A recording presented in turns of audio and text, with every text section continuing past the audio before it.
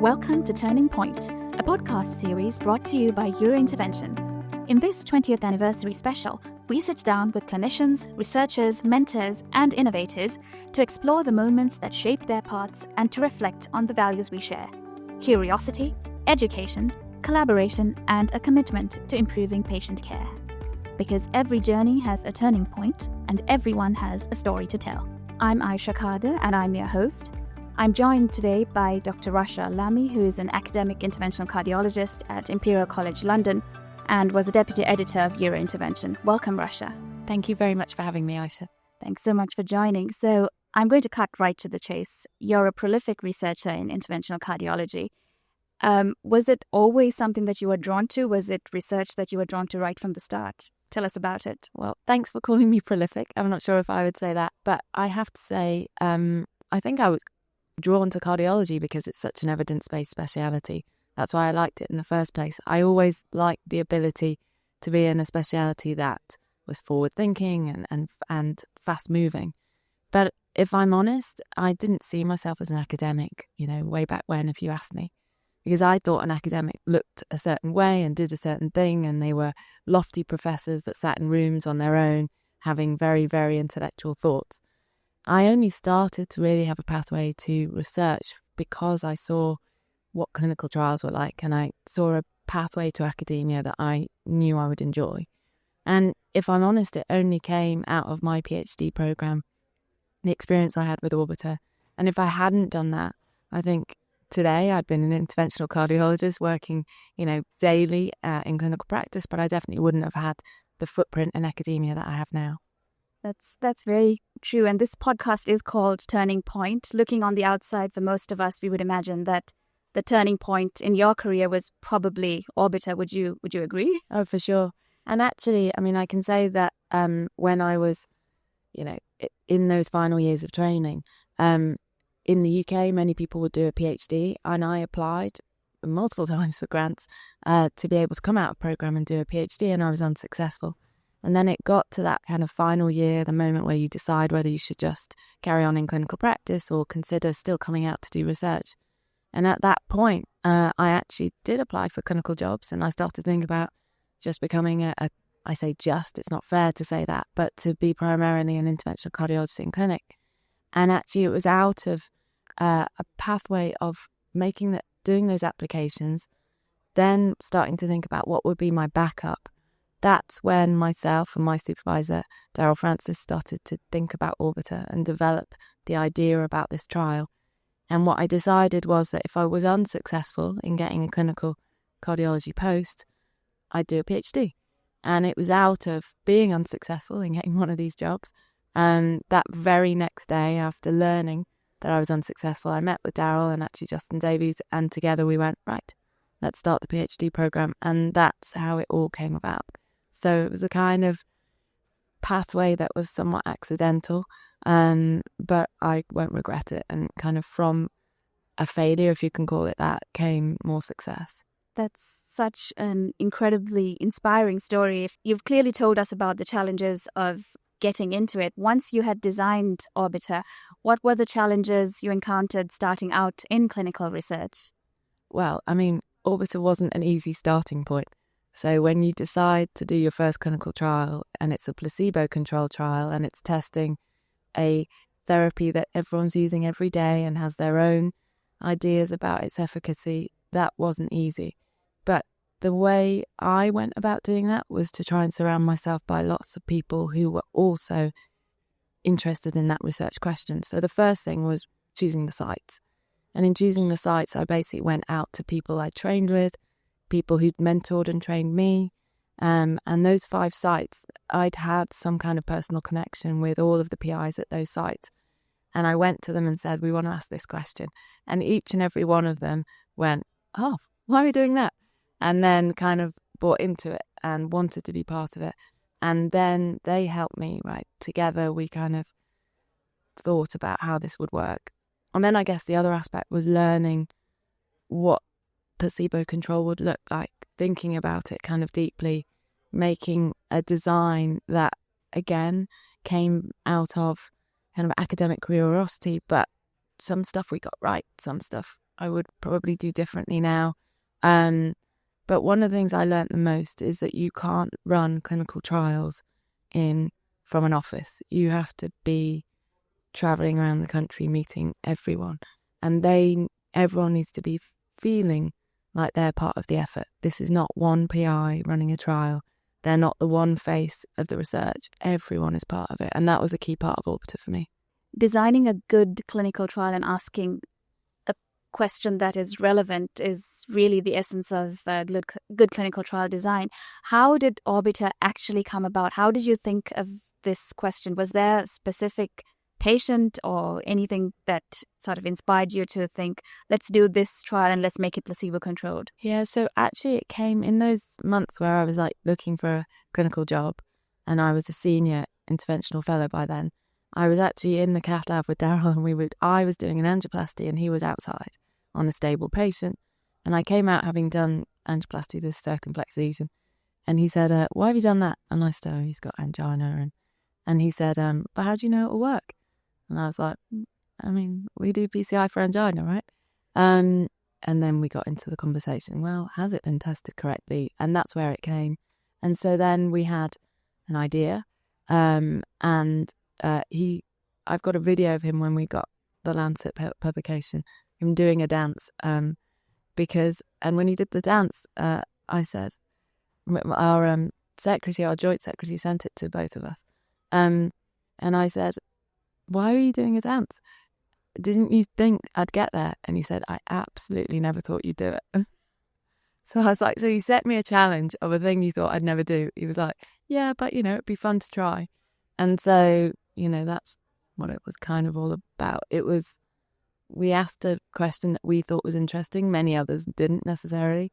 And then we kind of went on a journey of how you do it and then get it published and disseminate the results. There was celebration, obviously, because you pulled off this impeccable feat, but there was also an aftermath.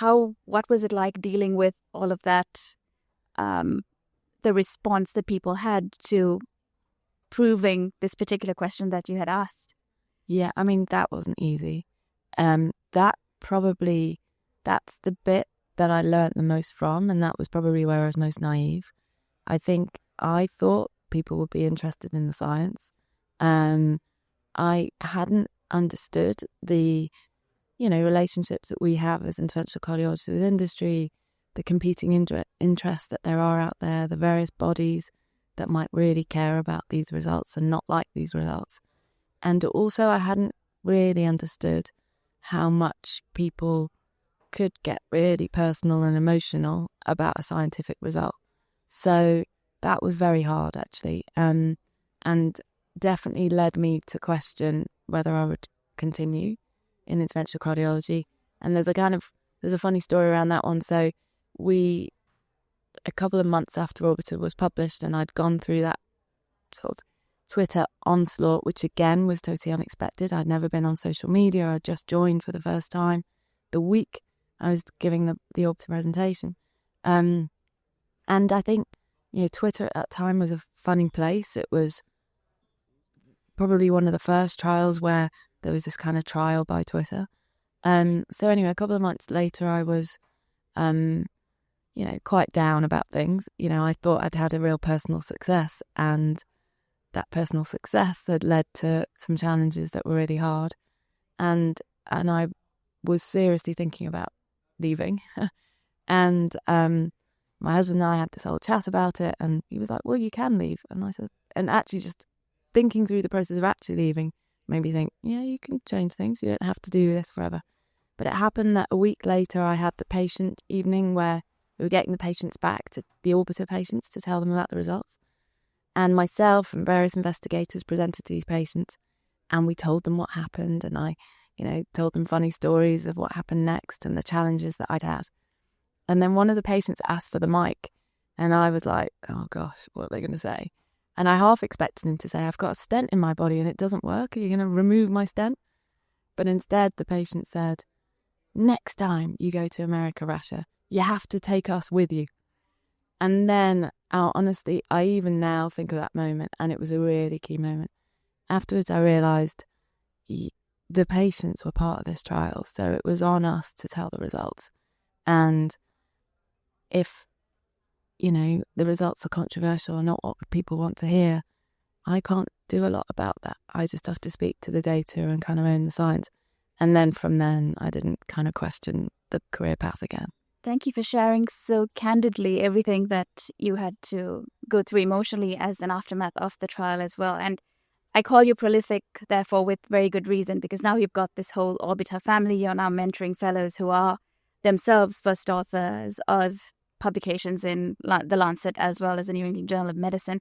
What's it like developing this program of little orbits, if I might, and how has that experience been for you?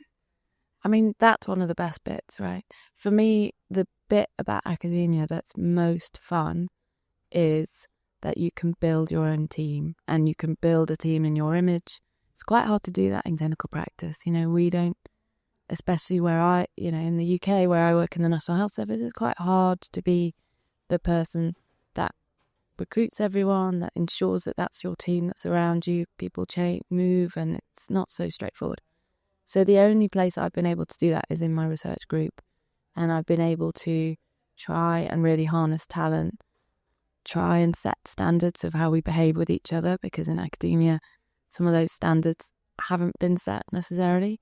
It's in the end a lot about trust. You have to trust that people will give you credit when you do the work. You have to trust that when things change over the years, people don't go back on their word. So that bit's been really important. And now we have medical students, junior doctors, cardiologists, all sorts of people involved. And they want different things out of it. Some people want to become academics. Other people just want to learn from research and then move on.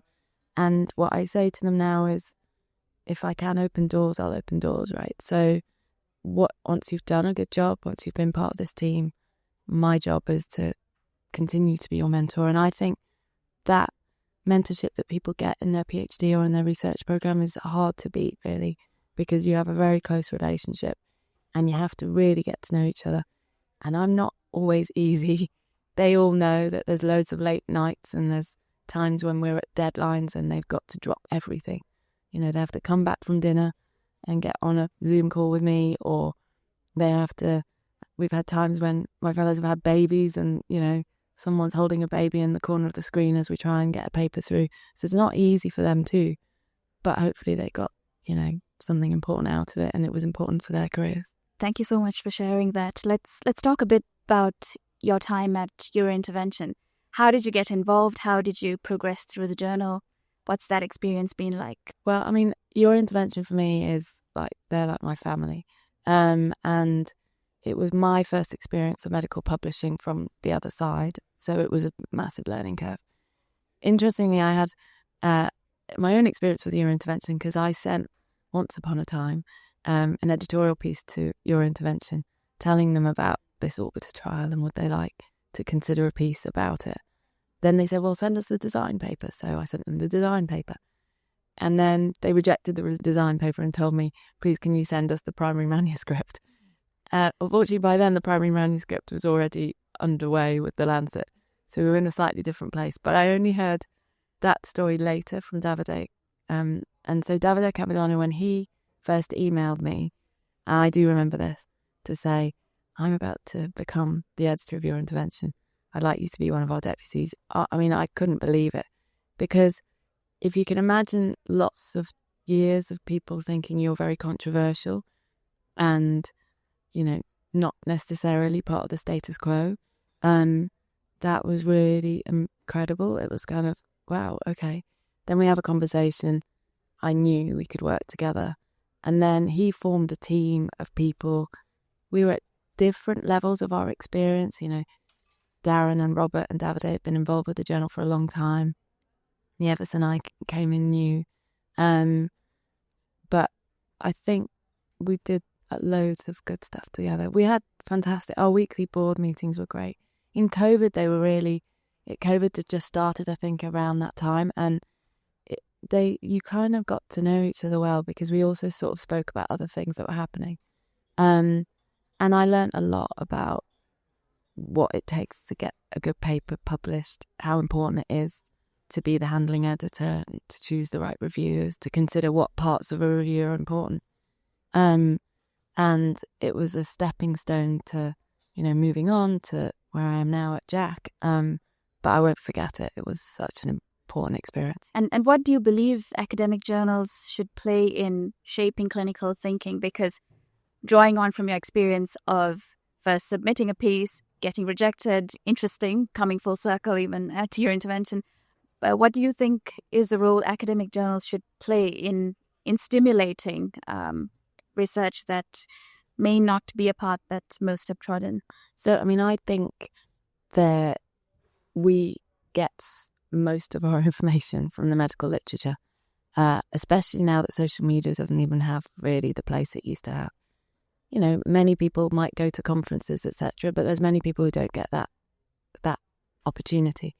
And so I think in medical publishing, we've got real responsibility. We have to obviously bring the best science to people, but I think we also have to be ready to challenge dogma. And I think the journals that have done that best have succeeded. You want to be able to read a journal kind of like a newspaper, right? It needs to bring you the best news, but it needs to bring you the truth. And there's fake news in medical publishing too, right? So Davide has always done that. I'm learning so much from Harlan Krumholtz, who's really pioneering that space of, we have to be able to challenge, but also importantly, the medical publishing that we do has to have clinical impact in my mind. And so we have to think, one day we want to improve cardiovascular outcomes, and research is about that, right? So we have a place in that whole journey. But also, I think we need to learn that we have to be kind to the researchers. It is so easy to be critical of any paper that comes through because you sit in your pajamas at a desk reviewing paper. You can easily forget how hard it was for people to get those words on a page and how many years often it's taken to synthesize into a few thousand words for a paper, right? And I find it very interesting to see reviewers. I see often that reviewers who've done trials or reviewers who've done research can not always, but often be a lot kinder than people who haven't, because they know there's always limitations, there's always things we can change. We had this thing at your intervention, we have it now at Jack, where it's like, if you like the paper, it's the journal's responsibility to help you make it better, right? And that's okay. It doesn't have to be perfect when it comes. But if it asks a good question and they did it the right way, then, there's a place for things. And that's, it's a big piece of my job now. Yeah, that's a great thought, to actually have the journal help you make that better and get that content out there. You did say challenging the dogma, and you were also the lead Lancet commissioner for rethinking, appropriately named, coronary artery disease. Tell us a little bit about that experience. How did that come about? What's it like being a Lancet commissioner? Yeah, so that was another new challenge, right? Something I'd never done before. That came from Stuart Spencer, the former cardiology editor at the Lancet, asking me if I'd lead a commission. He said, I'd like the commission to be about ischemic heart disease. And he told me something of how commissions work and what you do. Obviously, I immediately reached out to Professor Roxana Miran and said, how did you lead your commission and what did you learn from it and what can I learn? But fundamentally, what I had to do was put together a group of over 20 people from across the world, different specialities, and think about what they'd all add, but also how they'd work together. So one of my key parts was, I thought the commission shouldn't die the moment we made a publication, right? So these had to be people that might work together in future, who might have future research goals that they could work on. And then in the various discussions all together as commissioners, we started to think about what this was. And I started it by saying, I think statins should be in the water. I think this has to have punchy statements that really change outcomes. And so we quickly realised that the term ischemic heart disease didn't fit that purpose. That actually, even that speaks to an end stage of the disease process, and we need to think about it much earlier in the development, and also even before that, when we've just got risk factors or propensity to get coronary artery disease. And so that was, I mean, it took over 2 years. There were many iterations of the paper. There was change very much in its direction over that time. But I think what we ended up with was something quite provocative, and hopefully that's got some level of a roadmap for others to build on, and we see what happens next. What do you see as might be happening next after a Lancet Commission? As you said, it shouldn't end when there's a publication of a paper. Yeah, I mean, in my mind, early detection of disease is a key part of where we need to go next. And I'm obviously not the first person to say that. But hopefully we've given voice to lots of people who've been doing that research. But, screening programs, early detection of disease, early institution of risk factor management, hopefully getting to the stage where someone doesn't get to a cath lab. And what I've tried to say recently has been, at the moment we treat people once they've already had an event. That's crazy, right?